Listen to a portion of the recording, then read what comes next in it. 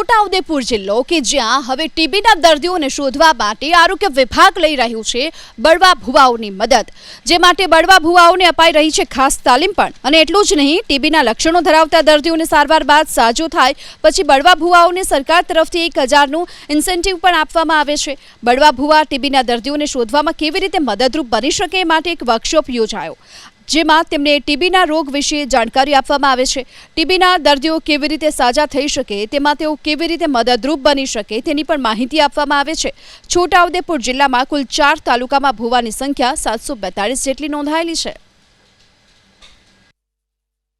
ખાંસી તીકડી લઈ આવે પણ એમે એ બળવા ભુવા પાસે બી જાય ને બધા એમે જાય પણ એમે નહીં કામ લાગે। બળવાનું કે મહારાજુને કે કોઈ નહીં કામ આવે આ વસ્તુ ડોક્ટર સિવાય નહીં કામ લાગે।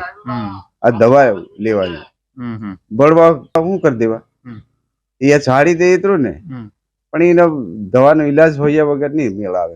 બરાબર, દવાખાને જવું પડે તો જ કઈ મેળ આવે। એટલે તમે બળવા છો તોય આવું માનો છે ને? મેં માનું, મારે ટીકડી ચાલુ હોય તો મેં એક દવા લીધી તો મારે ટીકડી બંધ થઈ ગઈ। મારે આ ગરમીમાં ફરવાની તે ઝાડમૂળની દવા લીધી અહીંયાથી ટીકડી બંધ થઈ ગઈ। એટલે આમ બળવા છે પણ બળવા છે તે અહીંયા આમ શું કરી દેવા ટીકડી લેવા। ટીબી રોગ હોય કોઈ કેન્સરનો રોગ હોય એ રોગ છે ને દવાખાના સિવાય નહીં મટે, કદી મટે નહીં તો મરવું પડે। બાકી બળવો કે મહારાજ છાળી મરી જાવ, બાકી નહીં કામ આવે। શિબિરમાં એમને ખાસ જોડવામાં આવે છે ટીબી વિભાગમાં કે ભાઈ તમારી વિસ્તારની અંદર આવા જો દર્દીઓ તમારા એમના પ્રશ્નોના નિરાકરણ માટે એમની પાસે આવતા હોય તો એવા એમને ટીબી હોઈ શકે છે અને ટીબીના આ લક્ષણો હોય છે।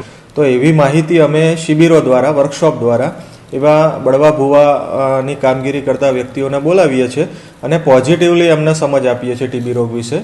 અને ઘણીવાર એવું થતું હોય છે કે બળવા ભુવાઓ પૈકી એમને પોતાને પણ આવી તકલીફ હોય તો એવા પણ અગાઉ અહીંયા ટીબી વિભાગ તરફથી એમને દવા આપીને સાજા કરેલા છે।